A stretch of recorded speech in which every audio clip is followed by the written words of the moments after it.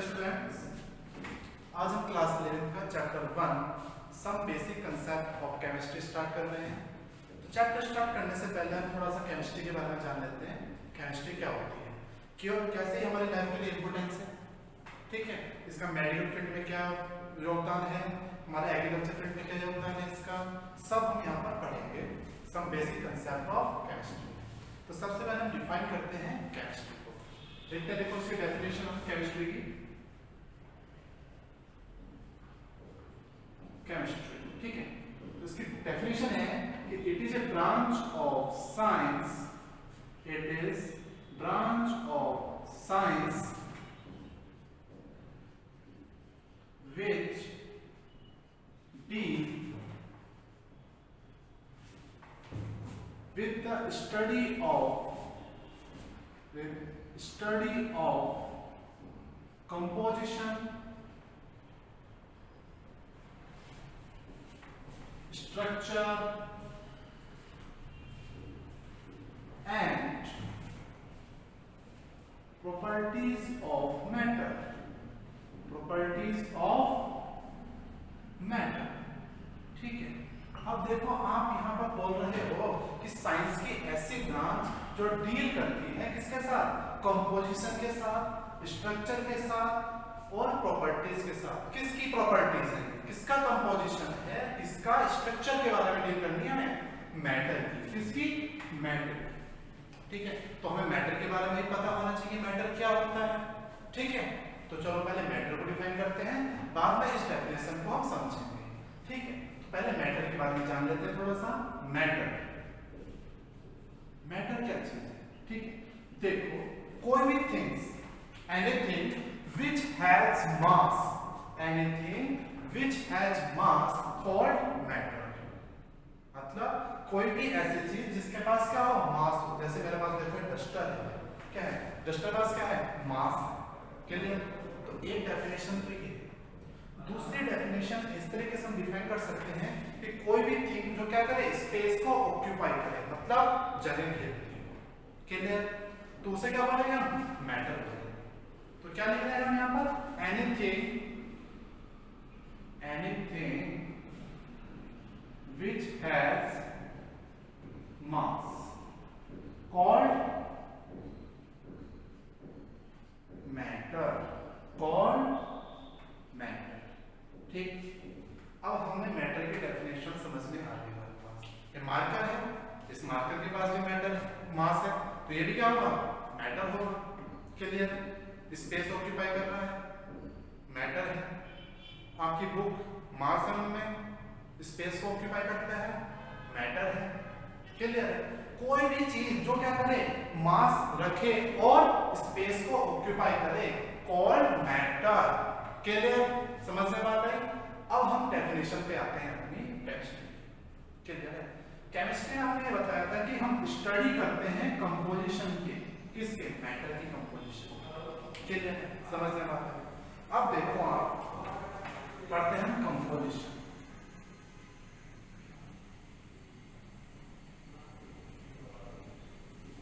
अब हम बोल रहे हैं, हम कंपोजिशन पढ़ रहे हैं किसका, मैटर का। अब कंपोजिशन में सिंपल डेफिनेशन में बता सकते हैं कि combination of molecules, combination of atoms, combination of elements. मतलब मैटर जिन चीजों से मिलकर बना है उसे हम क्या बोलेंगे, कंपोजिशन बोलेंगे। क्या बोलेंगे, कंपोजिशन है। एक सिंपल एग्जांपल ले सकते हो आप। जैसे आपके पास देखो एक ग्लास है या एक बीकर है, ठीक। आप क्या बोल सकते हो कि उस बीकर में मेरे पास एक सॉल्यूशन है। कौन सा सॉल्यूशन है, शुगर सॉल्यूशन। क्या है, शुगर सॉल्यूशन। अब आप बोलोगे शुगर सॉल्यूशन कैसे बनता है, ये सिंपल सी बात है। Sugar solution, sugar plus water, किससे मिलकर बना है, शुगर प्लस वाटर। तो देखो शुगर सॉल्यूशन है, तो इसमें भी मास होगा, क्या होगा, मास होगा, क्लियर। तो ये क्या हो गया, ये भी एक मैटर है। क्या है ये, मैटर, क्लियर हुआ। शुगर सॉल्यूशन भी क्या है, मैटर है, ठीक। अब मैटर के मतलब उसके पास मास है और स्पेस को वो ऑक्यूपाई कर रहा है, वाटर से। तो शुगर और वाटर उसका क्या है, कंपोजिशन है। क्या है, कंपोजिशन है। क्लियर, क्या है उसका वो, कंपोजिशन। ठीक, तो एक सिंपल एग्जांपल कंपोजिशन का ये रहा। अब समझ में आता है आपको कंपोजिशन कैसे डिफाइन करेंगे। एक एग्जांपल और ले सकते हैं आप कंपोजिशन का। जैसे आप घर पे खाना वाना पकाते हो, ठीक है, सब्जी बना रहे हो जैसे आप, ठीक, तो आप सब्जी बनाने में क्या डालोगे, आलू डालोगे, प्याज, टमाटर, मिर्च, मसाले वगैरह। फाइनली आपके पास एक सब्जी तैयार हो जाती है। तो आप क्या बोलोगे, सब्जी हमारी कैसे बनी, आपने उसमें मिर्च भी डाले, मसाले भी डाले। तो ये सब क्या है यार, आलू, प्याज, मिर्च, मसाले, ये आपकी कंपोजिशन है। इस कंपोजिशन से मिलकर आपका क्या बना है, आपकी सब्जी बनी है। वो क्या है, आपका मैटर है। क्या है, मैटर है। क्लियर, समझ में बात आई। किसी चीज से बनना, जैसे मैंने बताया था शुगर सॉल्यूशन किससे बन रहा है, शुगर और वाटर से। तो शुगर और वाटर क्या है, कंपोजिशन है शुगर सॉल्यूशन का, और शुगर सॉल्यूशन क्या है, मैटर है। क्लियर हुआ। तो ये क्या है हमारे पास, कंपोजिशन। तो ये आपका था कंपोजिशन। नेक्स्ट मेरा पॉइंट है, देखो स्ट्रक्चर। क्या है, स्ट्रक्चर। स्ट्रक्चर को मैं डिफाइन करता हूं, देखो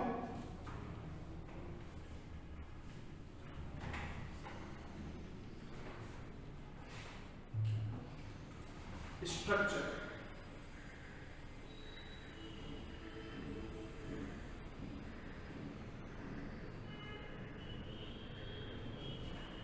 ठीक, अब देखो स्ट्रक्चर को समझाने के लिए एक बहुत अच्छा एग्जांपल है। लाइक जैसे कोई मकान तैयार होता है, ठीक, कैसे करते हैं, उसमें पहले वॉल बनाते हैं, उनको अरेंज करेंगे, वॉल को अरेंज करते हैं, फाइनली हमारे पास एक स्ट्रक्चर तैयार हो जाती है।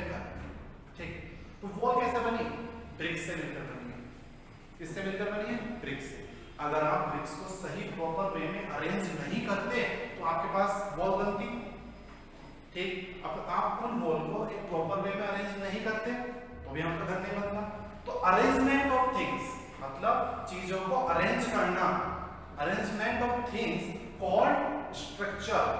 कॉल्ड स्ट्रक्चर मतलब जिन चीजों से मैटर मिलकर बना है उनका अरेंजमेंट, जिन थिंग्स से मिलकर मैटर बना है उनका अरेंजमेंट क्या कहलाएगा, स्ट्रक्चर ऑफ मैटर। ठीक है, तो arrangement of things, arrangement of things called structure। मतलब हम क्या करते हैं, अरेंजमेंट करना क्या कहलाता है, स्ट्रक्चर कहलाता है। समझ में बात है, ठीक है, एग्जाम्पल समझ में आपको। अब देखो हम नेक्स्ट पॉइंट है हमारा प्रॉपर्टीज ऑफ मैटर। क्या है, प्रॉपर्टीज ऑफ मैटर। ठीक है, देखते हैं इसको, प्रॉपर्टीज ऑफ मैटर को भी हम कैसे एक्सप्लेन करेंगे।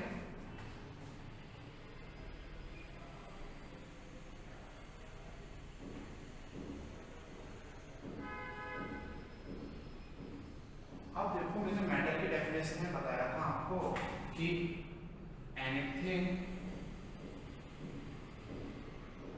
which has mass called matter, called matter। ये मैंने आपको बताया था, क्लियर है, anything which has mass called matter। मैं क्या डिफाइन कर रहा हूँ, प्रॉपर्टीज ऑफ मैटर। ठीक है, तो मैटर की पहचान मुझे किससे हो रही है, मास से हो रही है। मैं आइडेंटिफिकेशन कैसे कर रहा हूँ मैटर की, मास से कर रहा हूँ। तो मास क्या हो गई, प्रॉपर्टीज हो गई, किसके लिए, मैटर। ठीक है, ऐसी थिंग्स जो क्या करे, किसी की आइडेंटिफिकेशन बताए, ठीक है, उसके बारे में आइडेंटिफिकेशन करे, क्या कहलाएगा, प्रॉपर्टीज। मान लो एग्जांपल ले लो, मेरे पास क्या है, ग्लास है, उसमें वाटर है,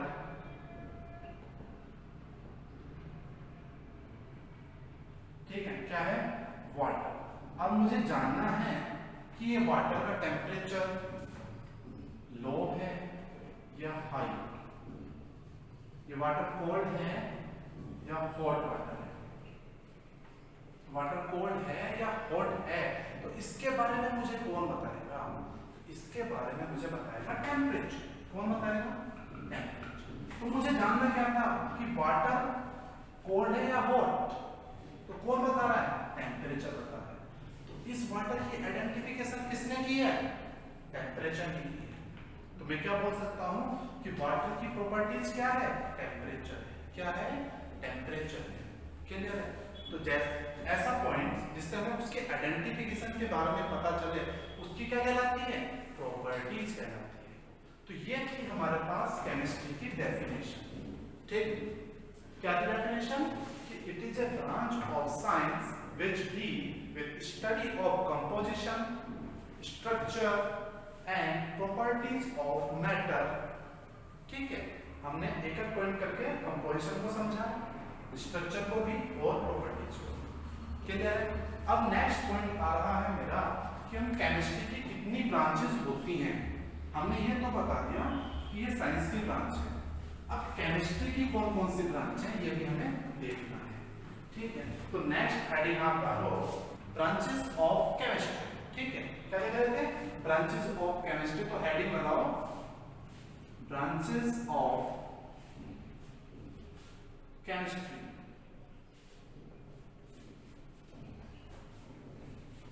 क्लियर? तो इसमें मेरी जो फर्स्ट ब्रांच है वो है मेरी ऑर्गेनिक केमिस्ट्री। क्या है?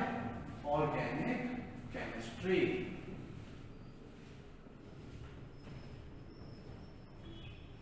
ठीक, अब देखो ऑर्गेनिक केमिस्ट्री क्या होती है।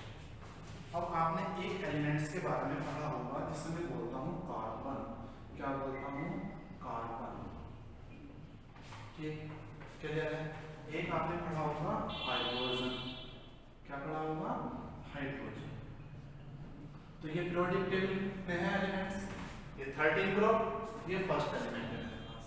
क्लियर है? ओके, अब मैं बताना चाह रहा हूं ऑर्गेनिक केमिस्ट्री।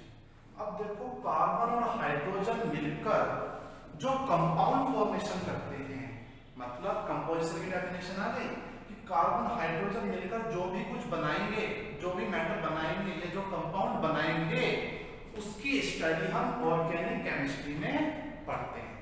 ठीक है, मतलब ऑर्गेनिक केमिस्ट्री में क्या पढ़ते हैं? The study of compounds which form by carbon and hydrogen. मतलब in this we study the compounds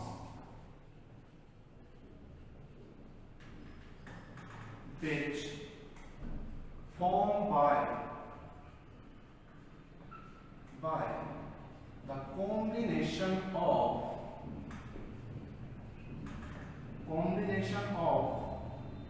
carbon and hydrogen. Carbon and hydrogen के कॉम्बिनेशन से जो कंपाउंड बनते हैं, उन कंपाउंड की स्टडी हम किस में करेंगे? ऑर्गेनिक केमिस्ट्री में। क्लियर हुआ कि कार्बन हाइड्रोजन से जो कंपाउंड प्रिपेयर होंगे, उन कंपाउंड्स की स्टडी हम ऑर्गेनिक केमिस्ट्री में करेंगे। और उन कंपाउंड्स को हम बोलते हैं क्या? Organic compounds. क्या बोलते हैं? Organic compounds. क्लियर हुआ?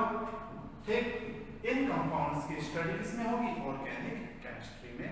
तो ये थी मेरी फर्स्ट ब्रांच किसकी? केमिस्ट्री की, जो हम पढ़े। नेक्स्ट ब्रांच है मेरी इनऑर्गेनिक केमिस्ट्री। क्या है? Inorganic chemistry.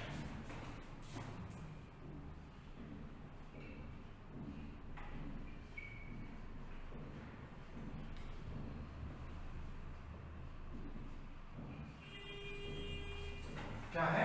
Inorganic chemistry. Clear? अब देखते हैं, हमने पढ़ा था अभी ऑर्गेनिक केमिस्ट्री में कि हम कार्बन हाइड्रोजन के जो कंपाउंड बनेंगे, उन सभी की स्टडी हम ऑर्गेनिक केमिस्ट्री में करेंगे। ठीक, अब बात आई इनऑर्गेनिक केमिस्ट्री। इसमें हम क्या करें? तो हमने वहां तो बोल दिया, हम यहाँ पर पढ़ेंगे the study of compounds. Study of compounds मतलब उन कंपाउंड्स की स्टडी। ठीक है, ठीक, जिसमें क्या हो? कार्बन हाइड्रोजन ना हो। क्या हो? कार्बन और हाइड्रोजन का कॉम्बिनेशन ना हो। क्लियर? मतलब except organic compounds. Organic compounds को छोड़कर जितने भी कंपाउंड्स बचेंगे, उन कंपाउंड्स की स्टडी इनऑर्गेनिक केमिस्ट्री में करेंगे। अब बात है कौन कौन से बचे भाई, लाइक मटेरियल्स हमारे पास जितने भी हैं, मेटल्स हैं, नॉन मेटल्स हैं, ठीक है, कार्बन भी है।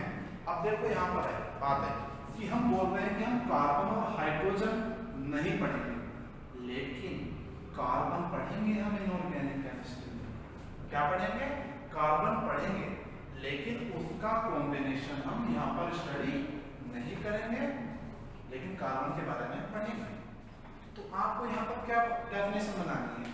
आपको डेफिनेशन यहाँ बनानी है कि except organic compounds all other organic compounds are studied in organic chemistry। Clear है? दोबारा बोल रहा हूँ कि except organic compounds, organic compounds को छोड़ के जितने भी अदर कंपाउंड्स बचे हैं, जितने भी अदर एलिमेंट्स बचे हुए हैं, उन सब की स्टडी हम इनऑर्गेनिक केमिस्ट्री में करते हैं। एग्जाम्पल देख लेते हैं, जैसे मैंने यहाँ पे बताया कार्बन की स्टडी हम यहाँ पर करेंगे, carbon dioxides, CO, metals, aluminium, ठीक है, जितने भी ऑक्साइड्स होते हैं, डाइऑक्साइड्स, हाइड्रोक्साइड्स, हम सबकी स्टडी इनऑर्गेनिक केमिस्ट्री में ही करेंगे। ठीक, क्लियर हुआ आप सभी को? तो नेक्स्ट ब्रांच है मेरी फिजिकल केमिस्ट्री। क्या है? Physical chemistry. ठीक है, हेडिंग डालो, थर्ड हेडिंग फिजिकल केमिस्ट्री। क्या है हमारी? Physical chemistry.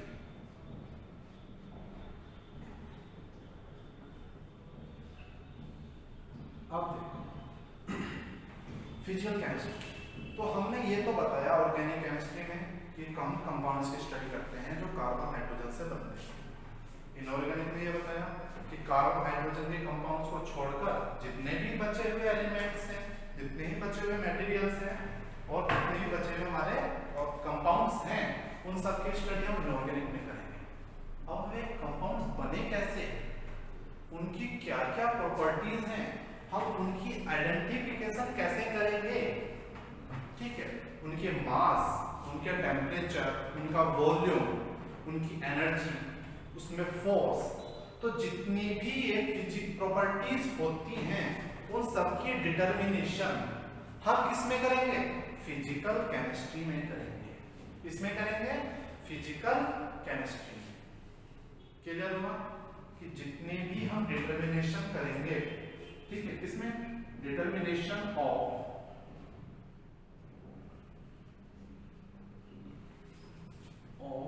all physical and chemical properties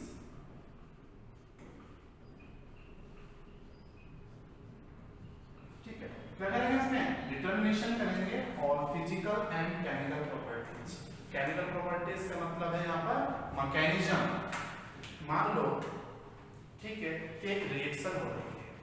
क्या हो रही है? एक रिएक्शन हो रही है, जैसे मैं बता रहा हूँ, कार्बन ऑक्सीजन के साथ रिएक्ट करके CO2 बना रहा है। क्या बना रहा है? CO2। क्लियर है? अब इस CO2 के फॉर्मेशन में कितनी एनर्जी हमें मिली या कितनी एनर्जी हमें इसे बनाने में यूज हुई, उस एनर्जी के बारे में कौन बताएगा? Physical chemistry. कौन बताएगा?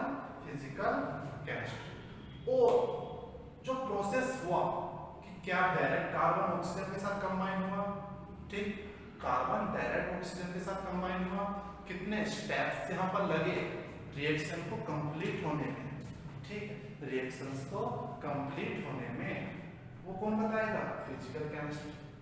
ठीक, तो आप सभी को समझ में आया ये बात कि हम जितने भी फिजिकल और केमिकल प्रॉपर्टीज का डिटर्मिनेशन करेंगे वो सब किसमें आएगा? हमारा फिजिकल केमिस्ट्री में आएगा। किसमें आएगा? Physical chemistry. तो नेक्स्ट ब्रांच है मेरी एनालिटिकल केमिस्ट्री। कौन सी है? Analytical chemistry.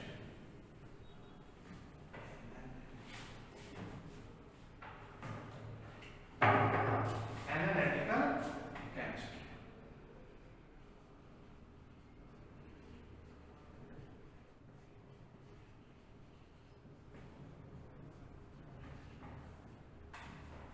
क्लियर हो? ठीक है, अब देखते हैं एनालिटिकल केमिस्ट्री। अब देखो इसमें वर्ड आ रहा है एनालिटिकल, ठीक, मतलब हम इसमें कुछ एनालिसिस करना है। क्या करना है? एनालिसिस करना है, कुछ एनालाइज करना है हमें, ठीक, एनालाइज करना है। क्लियर है? समझ में बात है? हम यहाँ पर कुछ एनालाइज करेंगे। अब क्या एनालाइज करेंगे? मैंने बताया था कंपाउंड्स स्टडी करेंगे, ठीक। अब वे कंपाउंड्स की जो अमाउंट है, किस क्वांटिटी में यहाँ पर वो फॉर्मेशन हो रहा है, क्या वो प्योर फॉर्म में बना या उसमें कुछ इम्प्योरिटीज हैं, ठीक। कहाँ पढ़ेंगे हम वो चीज? वो कैसे डिटरमाइन करेंगे? एनालिटिकल केमिस्ट्री में एनालाइज करेंगे। कौन कौन से एनालाइज पढ़ेंगे हम यहाँ पर? फर्स्ट एक पढ़ते हैं हम क्वालिटेटिव एनालिसिस,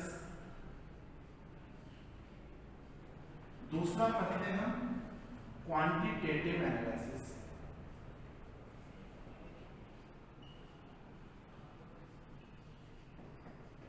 ठीक।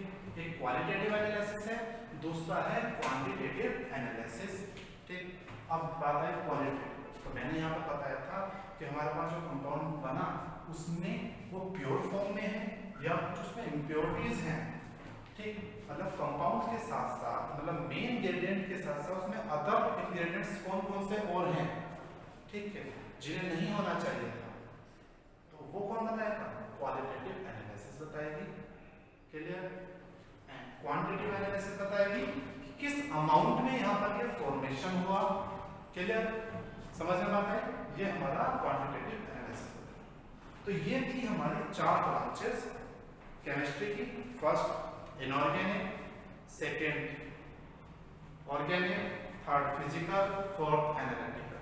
तो ऑर्गेनिक में हम पढ़ते हैं कार्बन हाइड्रोजन के कंपाउंड्स के बारे में, इनऑर्गेनिक में हम पढ़ते हैं कार्बन हाइड्रोजन के जो कंपाउंड्स बने थे उनको छोड़कर जितने भी अदर कंपाउंड्स हैं, एलिमेंट्स हैं, मटेरियल्स हैं, उन सब की स्टडी इनऑर्गेनिक केमिस्ट्री। थर्ड थी मेरे पास फिजिकल केमिस्ट्री, जिसमें हम पढ़ रहे थे फिजिकल और केमिकल प्रॉपर्टीज की determination, like temperature, pressure, volume, energies, force, ठीक। फोर्थ ब्रांच है मेरी एनालिटिकल केमिस्ट्री। कौन सी ब्रांच है? एनालिटिकल केमिस्ट्री, जिसमें मैंने बताया कि हम कुछ एनालाइज करेंगे, एक क्वालिटेटिव एक क्वांटिटेटिव, ठीक। तो ये था हमारा ब्रांचेस ऑफ केमिस्ट्री। तो नेक्स्ट वीडियो में हम डिस्कस करेंगे मैटर के बारे में, मैटर को कैसे क्लासिफाई किया गया है, ठीक। क्लियर है? तो थैंक्स फॉर वॉचिंग।